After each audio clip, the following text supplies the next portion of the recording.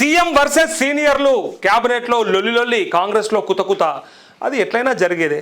CM versus సీనియర్లు అంటే CM తీసుకుంటున్నటువంటి నిర్ణయాలు వీళ్ళకి వచ్చి తిప్పలైతా ఉన్నాయి. అవి ఆయన తీసుకుంటున్నటువంటి నిర్ణయాలు ఏవైతున్నాయో అనాలోచిత నిర్ణయాలు, వాటి వల్ల వీళ్ళకి ఇబ్బంది అవుతుంది, వీళ్ళ భవిష్యత్ అగమ్య గోచరం అవుతుంది. అలా బాధగదే విధానపర నిర్ణయాల్లో మీ ఒంటెద్దు పోకడ సహించం, ప్రజలకు పార్టీ నాయకత్వానికి జవాబుదారులం మేం, మాకు తెలవకుండానే పాలసీల రూపకల్పన సబబు కాదు. మంత్రివర్గ భేటీలో ముఖ్యమంత్రి నిలదీసిన సీనియర్లు నాపై వస్తున్న ఆరోపణల మీద మీరెందుకు నోరు విప్పరు? సర్పంచ్ మున్సిపల్ ఎన్నికల్లో మీ వల్లే ఫలితాలు రాలేదు, ఇట్లయితే మీ నియోజకవర్గాలను కాపాడుకోలేరన్న సీఎం మీనాక్షికి న్యాయం ఎట్లా చేద్దామంటూ కేబినెట్లో చర్చ. అధికారులు ఎజెండా లేకుండానే మంత్రివర్గ సమావేశం. నమస్తే తెలంగాణ కథనం నేపథ్యంలో అనూహ్య నిర్ణయం అంటూ ఇక్కడ చూసిరా.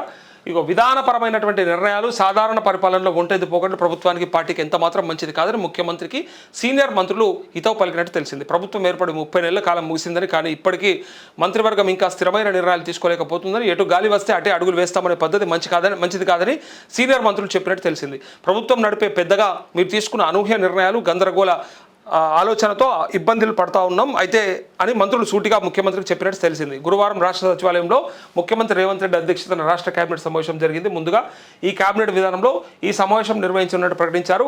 మా మాటకు విలువేది రగులుతున్న మంత్రులు అన్న పతాక శీర్షికతో గురువారం నమస్తే తెలంగాణలో ప్రసిద్ధమైన కథనంతో ముఖ్యమంత్రి అనూహ్యంగా తన నిర్ణయాన్ని మార్చుకున్నట్టు తెలిసిందంటూ ఇక కేబినెట్ భేటీలో జరిగినటువంటి విషయం ఇదంతా కూడా ఇంటర్నల్గా జరిగిందని ఎవరు బయట పెడతారంటే వాళ్ళ దాంట్లోకి లోకల్ బయట పెడితేనే మీడియాకి తెలుస్తుంది. No doubt. గ్యాప్ ఎందుకున్నది అంటే, ఒకటి, రేవంత్ రెడ్డి నేను ఒక్కనే వచ్చినా ఒంటరిగానే ఎదిగినా, పైగా ఈ పార్టీలో నాకు ఎవ్వరు సపోర్ట్ చేయలే, పిసిసి అధ్యక్షుడు అయ్యేనాడు నాకు ఎవ్వరు సపోర్ట్ చేయలే. సరే, ఆయన 100 కోట్లు ఇచ్చి తెచ్చుకుండా 200 కోట్లు ఇచ్చి తెచ్చుకుండా అప్పుడు కోమటిరెడ్డి వెంకటరెడ్డి కామెంట్ చేసిన అవన్నీ మనం విన్నాం. అయితే ఆ రోజు ఆ పదవి తెచ్చుకునేటప్పుడు ఆయన మీద చేసినటువంటి విమర్శలు ప్లస్ ఎవ్వరు కూడా సపోర్ట్ చేయనటువంటి విధానాన్ని ఈయన ఇప్పటికీ యాద పెట్టుకుంటాడు. మొన్న అన్నాడు కదా, నాకు అన్నీ యాద ఉంటాయి, నేను సందర్భం వచ్చినప్పుడు దాన్ని ఎట్లా తీయాలని అట్లా తీస్తా అని ఒక దగ్గర అన్నాడు కదా. అట్లా ఇది కూడా యాద పెట్టుకొని ఇప్పుడు వీళ్ళందరినీ కూడా ఇట్లా ఇబ్బంది పెడతా ఉన్నాడు. నాకు సపోర్ట్ చేయలేదు అన్నాడు, ముఖ్యమంత్రి అయ్యేదాకా నేను కూడా అవుతా, సిఎల్పిలో ఎవరు నిర్ణయం చేస్తే వాళ్ళే, అధిష్టానం ఎవరు చెప్తే వాళ్ళే అని చెప్పి మాట్లాడే వీళ్ళందరినీ చూసినాక ఆయనకు ఎట్లా అనిపించిందంటే, వీళ్ళు నేను ఎంత మంచిగా చేసిన, ఏమంటారు కదా, గుడ్ల కోడి కదా పొదిగినట్టు, వీళ్ళకి ఎంత మంచిగా చూసుకున్నా, వీళ్ళు నా బయటకు పోయి అనేది అంటారు, పైన పోయి చెప్పేది చెప్తారు, వెనకాల నుండి చేసేది చేస్తారు, కాబట్టి నేను ఎందుకు ఉండాలి ఇంకా వీళ్ళకి మంచిగా, నా పనేదో నేను చేసుకపోతా. నాకు రాహుల్ గాంధీ ఉన్నాడు, రాహుల్ గాంధీకి ఏం కావాలో నా తాడు ఉన్నది, అది ఇస్తేనే వేరే రాష్ట్రాల్లో ఎన్నికలు అవుతాయి. ఇంత కరెక్ట్గా క్లారిటీ ఉన్నాక ఇంకా వీళ్ళతో ఏం పట్టి ఏదైనా ఉంటే ఏం కంప్లైంట్ చేసినా నేను చూసుకుంటాను ఆయన చెప్పొచ్చు.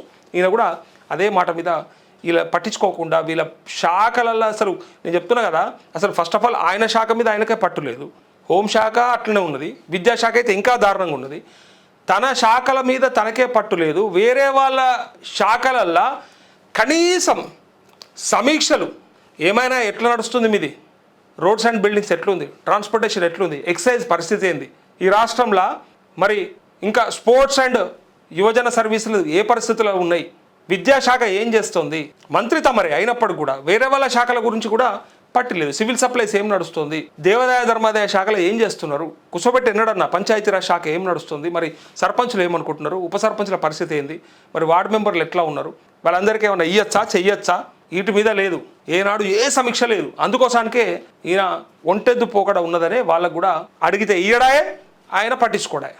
ఇగో ఇది అసలు ముచ్చట. వీళ్ళు అడుగుతారు, వీళ్ళ శాఖల వీళ్ళకు డెఫినెట్గా వీళ్ళు ఇంటర్నల్గా సమీక్షలు చేసుకున్నప్పుడు వచ్చేటువంటి రివ్యూస్ అధికారులు ఇచ్చేదాన్ని తీసుకుపోయి ఆయన ముందు పెడతారు ఇట్లా. కానీ ఆయన, సార్ వ్యవసాయ శాఖల నన్ను బండబూతులు తిడుతురు సార్, రైతులు కనీసం వడ్లట పూర్తి కొనాలిగా సార్ మనము, లేదా bonus వేస్తలేం sir, Rythu Bharosa వేస్తలేం sir అని ఈయన అడగాలంటే అడిగితే ఆయన పట్టించుకోడా. ఈయన అడుగుడు తప్పలేదు, కానీ ఆయన ఇచ్చుడు తప్పుతుంది. ఆయన ఇస్తలేడు కాబట్టి వీళ్ళకి అర్థమవుతలేదు. అరే మేము అడిగేది అడుగుతా ఉన్నాం, ఆయన ఏమో ఇస్తలేరు, ఆయన పట్టించుకోడా, మేము అడిగితే ఇయ్యడా, మమ్మల్ని ఎట్లా పని చేసుకోమంటారు అని చెప్పి ఎమ్మెల్యేలు నిరాశతోనే, మంత్రులు అత్యంత అసంతృప్తితోనే ఉన్నారా అంటే ఉన్నారంతే. ఉన్నాం, ఎందుకంటే ఆయన ఏ చెప్తే అదే నడిచే కాలం, ఏ చెప్తే అదే పోతుంది, హైకమాండ్ పట్టించుకుంటలేదు, పార్టీ క్రమశిక్షణలు పక్కగా లేవు, ఎవరేమంటారో తెలియదు, మంత్రుల మీదనే ఒకళ్ళ మీద ఒకళ్ళు ఛాలెంజ్లు, ఒకళ్ళ మీద ఒకళ్ళు తిట్లు, ఒకళ్ళ మీద ఒకళ్ళు ఆరోపణలు, వాటి గురించి కూడా కనీసం పార్టీలో మాట్లాడేది లేదు, చర్చ చేసేది లేదు, దానిపైన ఏ క్రమశిక్షణ చర్యలు ఉండవు. తప్పులు చేసిరని మంత్రులే ఒకళ్ళ మీద ఒకళ్ళు పోసుకుంటారు దుమ్మెత్తి, కానీ వాటి గురించి మాత్రం మాట్లాడరు.